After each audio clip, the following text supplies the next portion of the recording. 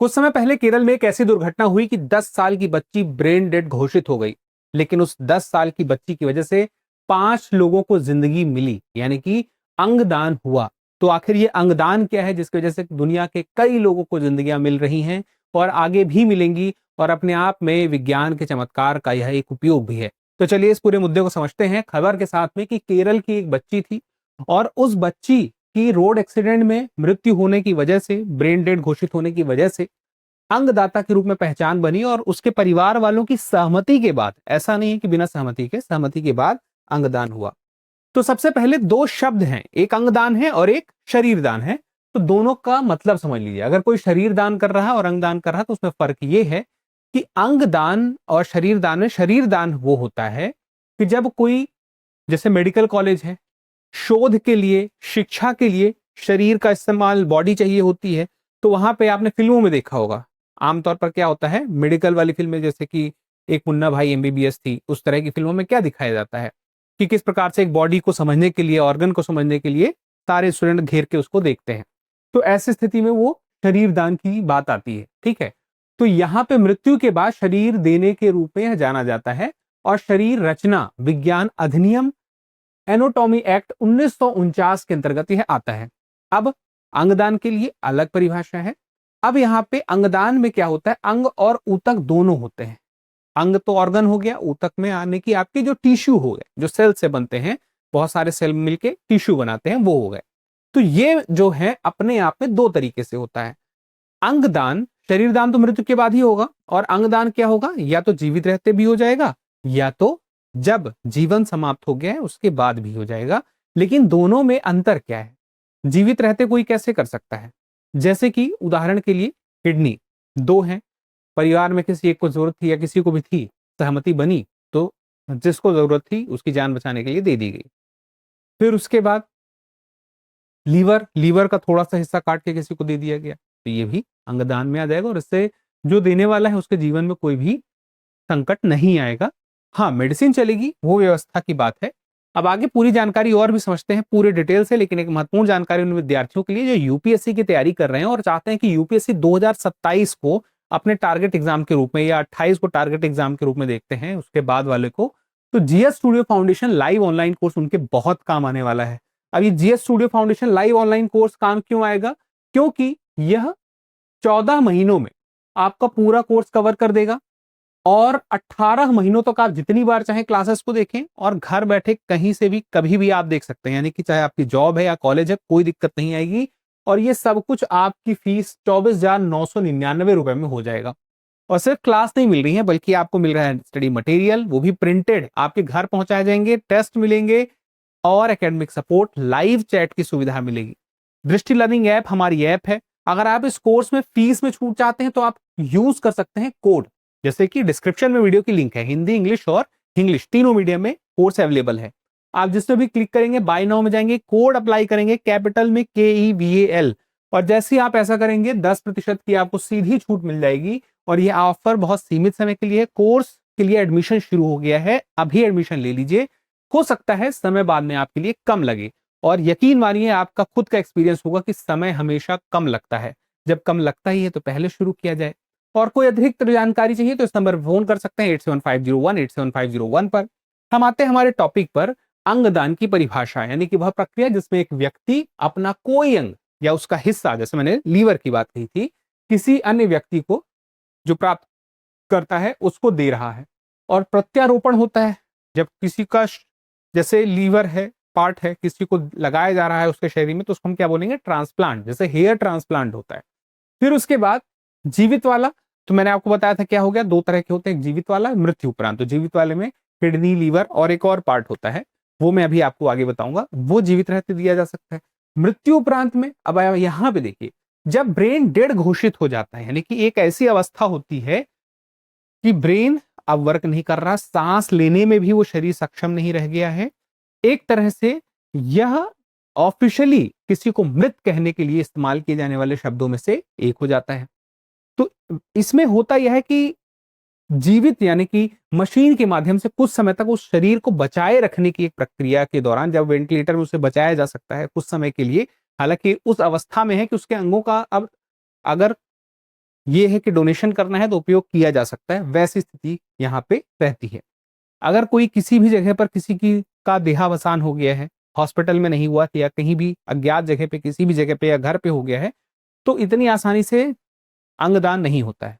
अंगदान करने के लिए एक प्रोसीजर होता है और उसमें सहमति होती है, और मृत्यु के बाद उसके जो निकटतम जो परिवार के लोग होते हैं उनकी भी सहमति की आवश्यकता पड़ती है। और यहाँ तक कि अंग दान करने को लेकर के इसका कोई व्यापार नहीं कर सकता, यानी कि कोई बेच नहीं सकता है, खरीद बिक्री नहीं कर सकती। ऐसा नहीं कि अब इसको कोई अपनी किडनी बेच देगा फिर उस पर उसको पैसे मिलेंगे फिर उसको जीएसटी भरना है, ये सब नहीं होने वाला है। वो जो जोक बनते हैं ना कि आईफोन के लिए किडनी बेच दी, तो कोई लीगल तरीका ऐसा नहीं है। फिर उसके बाद हम आगे बढ़े तो विधिक और संस्थागत ढांचे में ये सब कैसे हो रहा है देश में, तो उसके लिए है NOTTO, नोटो बोल देते हैं, national organ and tissue transplant organisation. तो यह इच्छुक व्यक्ति राज्य के अंगदान के लिए रजिस्ट्री और अधिकृत अस्पतालों में वहां पे यहाँ से कनेक्ट कर सकता है। तो रजिस्टर करना पड़ता है जिसको आवश्यकता है। हमारे देश में अभी 3 साल पहले का डेटा तो ये था, अभी तो और बढ़ गया होगा, कि अगर 2 लाख लोगों को किडनी की जरूरत है तो हर साल 10,000 लोगों को ही किडनी मिल पा रही है। तो आप गैप देखें कितना बड़ा है। और अभी मैंने आपसे क्या बताया कि एक 10 महीने की बच्ची ने अंगदान किया, 5 लोगों को जीवन मिला। छोटे बच्चों में जब ऑर्गन की जरूरत होती है तो छोटे बच्चों के ऑर्गन मिलते नहीं है। तो यहां पे अगर एक छोटी बच्ची के अंगदान हुए हैं तो उससे उन छोटे बच्चों को फायदा मिलेगा जिनका जीवन बचाया जा सकता था। तो ऐसे एग्जाम्पल, ऐसी जागरूकता और ज्यादा से ज्यादा घरों परिवारों में आए, ये हमारी और आपकी जिम्मेदारी बनती है। ऐसे लोगों के साथ ये वीडियो शेयर कर दीजिएगा कि किसी का जीवन आप दे सकें, किसी को जीवन आप बचा सके, तो उसमें आप जरूर मदद करिए। भविष्य में कभी ऐसी स्थिति बने किसी भी प्रकार की, या अपनों के लिए। अब यहाँ पे देखिए, नई दिल्ली में स्थित है यह नोटो, और इसके तहत ही अपना एक पूरा देश का फ्रेमवर्क बनता है, फिर उसके अंदर राज्यों का भी फ्रेमवर्क बनता है। अब उसके बाद कानूनी की बात करें तो वो हमने शरीरदान का कानून देखा था, ये अंगदान का है। ये THOA आपका क्या हो गया, अंगदान व प्रत्यारोपण मानव अंग प्रतिरोपण अधिनियम। अब यहाँ पे एक बात याद रखिएगा, तो हो सकता है कौन सा कानून किससे संबंधित है ये पूछ ले, उसका कानून का नाम क्या है ये पूछ ले। अब यहाँ पे अंग के साथ साथ क्या है, ऊतक भी है जिसको हम बोलते हैं टिश्यू, वो बात ध्यान रखिएगा। कौन कौन से ऊतक हैं जो दान किए जा सकते हैं, चलिए मैं वो भी आपको बता देता हूं। तो मोटे तौर पर अगर हम देखें तो बाल अंगदान का महत्व देख लें सबसे पहले। तो शारीरिक अनुकूलता की मैंने जैसे बात की कि छोटे बच्चों के साथ वो दिक्कत यही है कि बड़े लोगों के अंग छोटे बच्चों को लगाना मुश्किल है, क्योंकि वो बनावट आकार की बात होती है। कानूनी स्थिति की बात करें तो 18 वर्ष से कम आयु के बच्चों के लिए कोई न्यूनतम आयु सीमा नहीं है, लेकिन उनके माता पिता या कानूनी अभिभावकों की सहमति आवश्यक है। यानी कि अंगदान के लिए सहमति चाहिए। उम्र की सीमा नहीं कि इतने से कम उम्र के तक के ही बच्चे अंगदान का हो सकता है, उससे कम उम्र के बच्चों का अंगदान नहीं हो सकता है, लेकिन सहमति चाहिए। और ये सबके केस में, इनफैक्ट जो खुद से घोषित कर चुका है कि वो अंगदान करना चाहता है, उसके केस में भी बाद में सहमति ली जाती है। अब बात की जाए तो क्या क्या है, देखिए फेफड़े, हृदय, लीवर, अग्नाशय, और ये जीवित रहते भी ये पॉसिबल है, ठीक है, अग्नाशय, फिर गुर्दे, फिर छोटी आंत, फिर हृदय वॉल, त्वचा, नेत्र पटल, कॉर्निया, यानी कि आप कोई किसी को आप देखने की वो क्षमता दे पाएंगे, ये वो बात हो गई। फिर उसके बाद और भी हड्डी भी हैं, फिर उसके बाद कॉटलेज है, फिर उसके बाद लिगामेंट्स है। तो कॉटलेज और लिगामेंट्स लगभग ज्वाइंट से रिलेटेड होते हैं, जैसे कि एक का काम क्या होता है कि फ्रिक्शन ना हो, और एक का काम होता है कि ज्वाइंट्स को पकड़ के रखे। इसके अलावा जो हृदय वॉल्व होते हैं, देखिए अलग अलग प्रकार के आपके 4 वॉल्व हो गए। मुख्य रूप से वॉल्व का काम क्या है कि वो जो ब्लड होता है उसके फ्लो को इस डायरेक्शन में लेके जाते हैं कि वह उल्टा ना हो पाए, यानी कि एक हार्ट के लिए यह बहुत ही जरूरी है। फिर उसके बाद हम आगे बढ़ें तो अंतिम चरण के रोग जिनका अंग प्रत्यारोपण के द्वारा इलाज संभव है, जैसे कि हृदय की विफलता के रूप में हृदय हार्ट ट्रांसप्लांट हो सकता है, फेफड़ों की बीमारी में फेफड़ों का ट्रांसप्लांट हो सकता है, गुर्दा यानी कि किडनी, यकृत यानी कि लीवर, फिर मधुमेह की स्थिति में अग्नाशय, दृष्टिहीनता के लिए नेत्र, और हृदय वॉल्व रोग के लिए जो मैंने आपको बताया जो वॉल्व। फिर उसके अलावा गंभीर रूप से अगर कोई जल जाता है तो उसके लिए टिश्यू का भी इस्तेमाल किया जा सकता है, यानी ऊतक, उसका भी ट्रांसप्लांट हो सकता है। और कितने समय तक, उसके लिए एक समय सीमा है कि उतने समय तक में यह जो प्रत्यारोपण की समय सीमा है हृदय के लिए 4 से 6, फेफड़े के लिए 4 से 8, छोटी आंत के लिए 6 से 10, यकृत के लिए 12 से 15, अग्नाशय के लिए 12 से 24, गुर्दा के लिए 24 से 48। आमतौर पर सबसे ज्यादा जो हम देखें दान होता है वो आप सुनने को आपको मिलता होगा आंखों का आमतौर पर, उसके बाद किडनी का, लेकिन अभी भी डिमांड बहुत ज्यादा है। फिर उसके बाद अंगदान के संबंध में चुनौतियां क्या है? सबसे पहली चुनौती है कि जागरूकता और शिक्षा का अभाव है।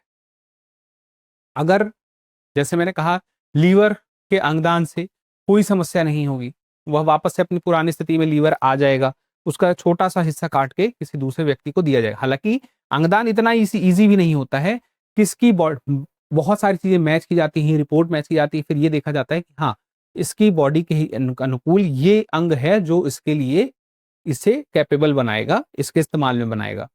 तो यहाँ पे देखा जाए तो जागरूकता की सबसे बड़ी बात है, आम जनता के बीच में कम जानकारी है इसके बारे में।